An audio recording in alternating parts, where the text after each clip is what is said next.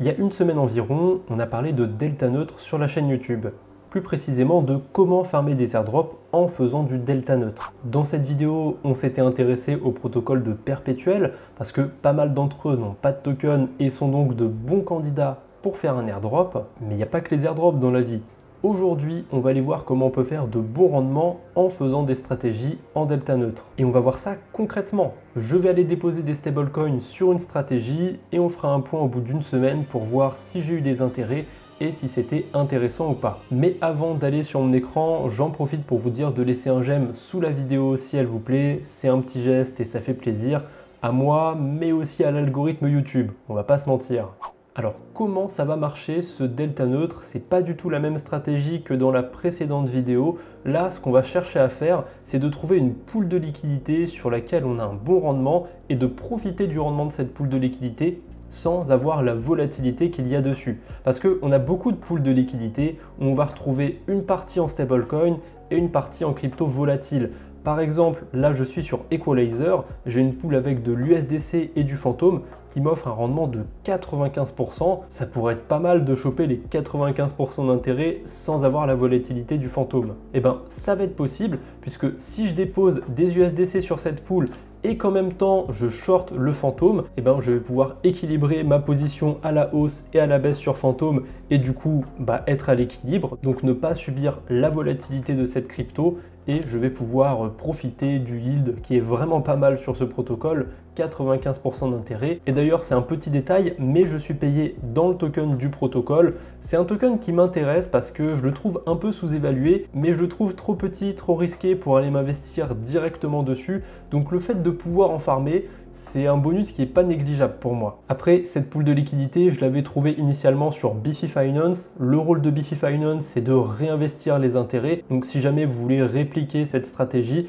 et que vous ne voulez pas être payé dans le token d'Equalizer, c'est possible de le faire sur Biffy et d'être payé en stablecoin entre guillemets, puisque les intérêts qui sont générés sont réinvestis sur Biffy Finance. Mais ça, on ira le voir au moment de mettre en place la stratégie. Avant ça, je vous montre quelques autres exemples, quelques autres pools de liquidité qui peuvent être pas mal et qui peuvent bien marcher pour cette stratégie à base de delta neutre. Et on va encore s'aider de Biffy Finance pour chercher tout ça parce que ça marche plutôt bien. Si on tape le nom d'un token en particulier, là j'ai essayé avec le token AVAX, on peut voir qu'il y a certaines pools de liquidité qui ont de bons rendements et qui sont composées d'un token et d'un stablecoin. C'est vraiment ça qu'on va chercher pour cette stratégie.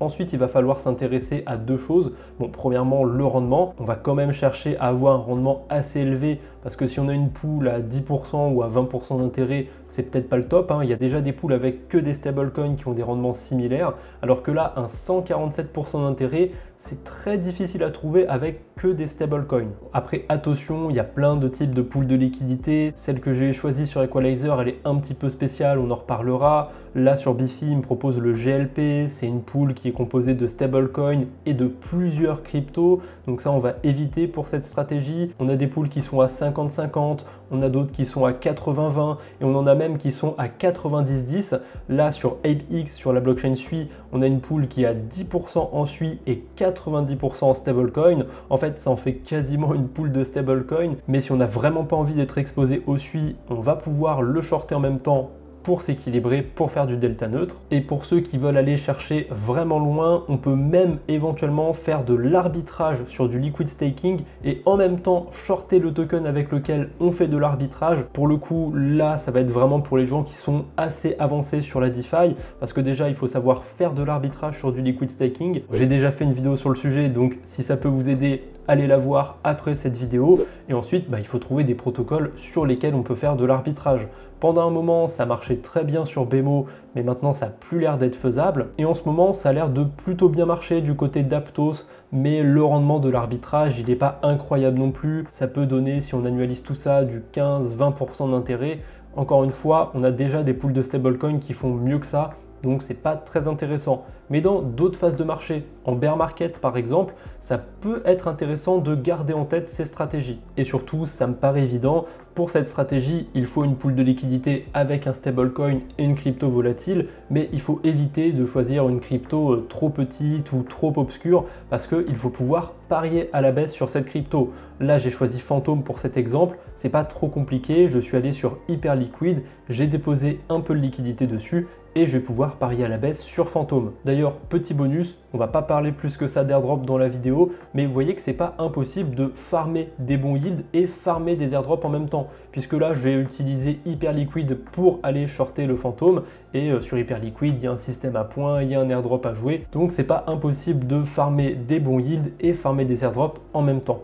Bref, je reviens sur Equalizer, sur ma pool avec l'USDC. Elle est spéciale, je vous l'ai dit tout à l'heure, parce qu'il y a 80% d'USDC et 20%, ou en tout cas c'est l'objectif de cette pool de liquidité, parce que dans les faits, sa répartition elle est volatile, ça va évoluer. Actuellement, il y a 90% d'USDC et 10% de fantômes, mais en moyenne, ça reste un ratio de 80% de stablecoin et 20% de fantômes. Donc, je vais me baser sur ça pour faire ma stratégie. Et c'est très important de connaître le ratio de sa pool de liquidité. Parce que si vous avez une pool à 50% de stablecoin et 50% d'une crypto volatile, ça va pas du tout être la même exposition qu'une pool à 80 et 20%. Si vous déposez 100 $ par exemple sur une pool 50-50, vous allez avoir 50% d'exposition au Bitcoin par exemple et 50% d'exposition au stablecoin.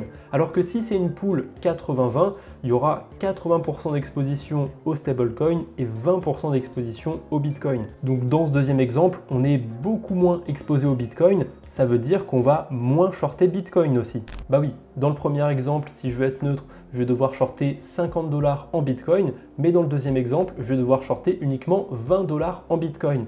Donc les pools qui sont à 80-20, voire 90-10 comme celle de ApeX, ça va être des pools qui vont beaucoup plus nous intéresser pour cette stratégie parce que ça va nécessiter d'avoir un peu moins de liquidité. Et forcément, si on a besoin de moins de liquidité, on va pouvoir avoir un rendement qui est un peu plus optimisé. Bref, je perds pas de temps, je dépose mes USDC sur la pool de liquidité, j'en ai 300 à déposer dessus, donc 20% de 300 c'est 60.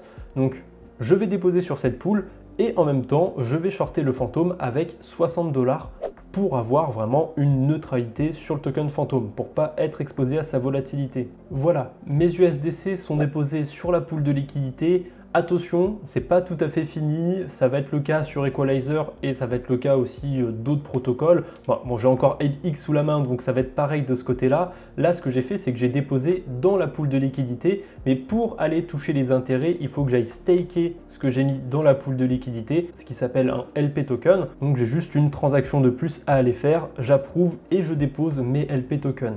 Voilà, mes tokens sont bien stakés, je vais commencer à générer des intérêts en token Equalizer. Il me reste plus qu'à aller shorter le token fantôme pour équilibrer ma position. Dans la première vidéo sur le delta neutre, on a vu que quand on ouvrait un pari à la hausse et un pari à la baisse en même temps, on peut avoir un décalage entre deux protocoles. Là c'est pareil, c'est quasi impossible d'ouvrir sa position à la hausse et à la baisse exactement au même prix, et en plus avec les pools de liquidité, ça peut être un petit peu volatile, surtout sur celle-là. Actuellement il n'y a que 9% de tokens fantômes dans la pool de liquidité, mais moi le ratio que je vise c'est 20% de fantômes. En moyenne c'est censé rester à ce ratio-là, donc je ne vais pas aller shorter la même quantité de fantômes que j'ai sur la pool de liquidité pour la simple et bonne raison que le ratio en ce moment il est décalé par rapport à sa moyenne. Ce que je vais faire, ça va être de shorter 20% de ma position en fantôme pour essayer d'équilibrer le plus possible ma position, même si c'est pas possible d'équilibrer sa position parfaitement, mais on peut s'en rapprocher. Et pour optimiser d'ailleurs, je vous déconseille très fortement de faire de l'effet de levier, déjà parce que en mettant de l'effet de levier, vous allez vous faire liquider plus facilement, et si vous faites liquider tout juste par exemple, et qu'ensuite le cours du fantôme redescend, ça va vous faire des pertes, donc c'est pas terrible. À la limite, faire un effet de levier x2, pourquoi pas, pour mettre un peu moins de liquidité, mais franchement au-dessus je vous le déconseille très fortement. Mon exposition sur la pool c'est 300 $, et comme il y a 20% de fantômes, je dois shorter 20% de 300 $, donc ça représente 60 $.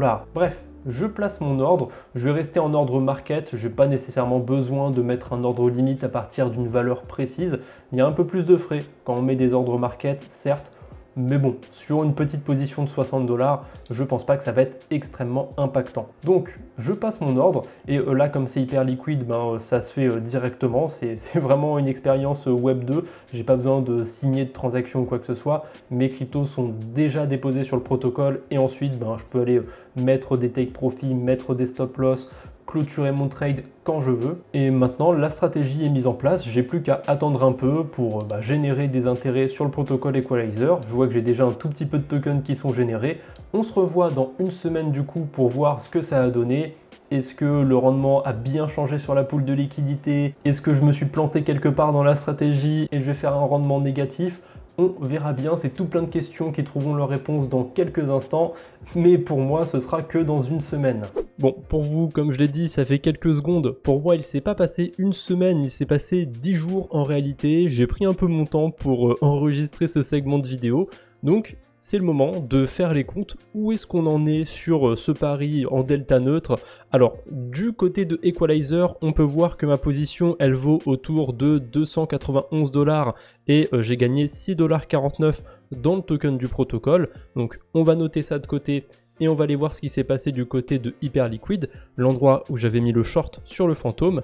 Et là, je peux voir que je suis à 7,58 $ de PNL. J'ai mis 60 $ si je dis pas de bêtises sur ce pari là et j'ai même eu des fundings qui sont de mon côté. Si ça vous parle pas les funding rates, j'en ai déjà parlé dans ma première vidéo sur le delta neutre parce que ma stratégie sur la première vidéo se basait autour des funding rates. Donc ça c'est un petit bonus, ça aurait pu être négatif.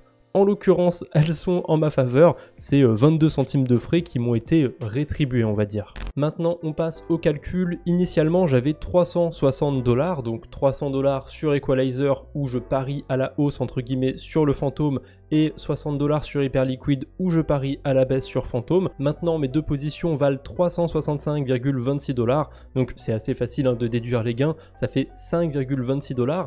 Bon, c'est bien 5 $, mais ça donne quoi en APR, en rendement annualisé? Et ben pour ça, comme je suis resté 10 jours, j'ai juste à le multiplier par 36,5. Donc là, c'est pas encore l'APR, c'est les gains qui seraient générés sur la stratégie si la stratégie me donne exactement les mêmes retours tous les 10 prochains jours.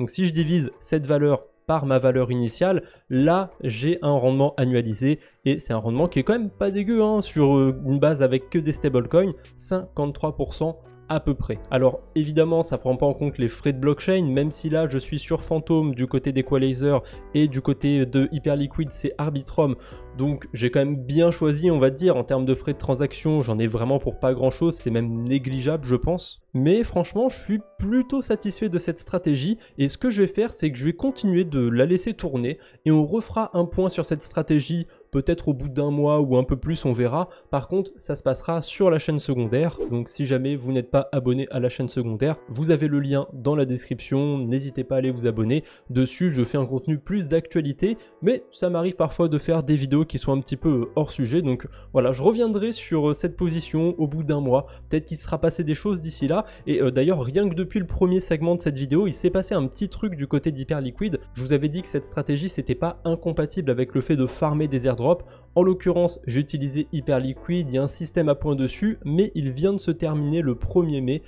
Donc voilà, du côté d'Hyperliquid, a priori, c'est terminé pour spéculer sur l'airdrop. Il y aura peut-être des récompenses à aller farmer plus tard. Et petit bonus, j'y ai pensé pendant que la stratégie était en cours, mais je me suis dit que si on voulait farmer ce genre de protocole de trading, en fait, quand on les farme, il faut faire du volume. En fait, tout bêtement, on peut fermer et rouvrir les positions. Il y a des frais quand on va faire ça, donc là, ce sera à vous de voir. Est-ce que vous êtes prêt à sacrifier quelques frais pour fermer, rouvrir exactement la même position, le même short sur Phantom dans mon cas, histoire de faire un peu plus de volume pour farmer un airdrop, ou alors est-ce que vous êtes là juste pour faire votre farming, juste pour faire votre delta neutre et vous n'êtes pas intéressé spécialement par farmer un airdrop en plus. Là, ce sera à vous de voir. Pareil, si vous n'êtes pas intéressé du tout par farmer des airdrops en même temps que vous faites cette stratégie, optez plutôt pour le protocole de perpétuel qui vous intéresse le plus et n'allez pas spécialement choisir un qui n'a pas de token. Bref, c'est tout ce que j'avais pour aujourd'hui, j'espère que cette vidéo vous a plu. Si c'est le cas, n'hésitez pas à la liker,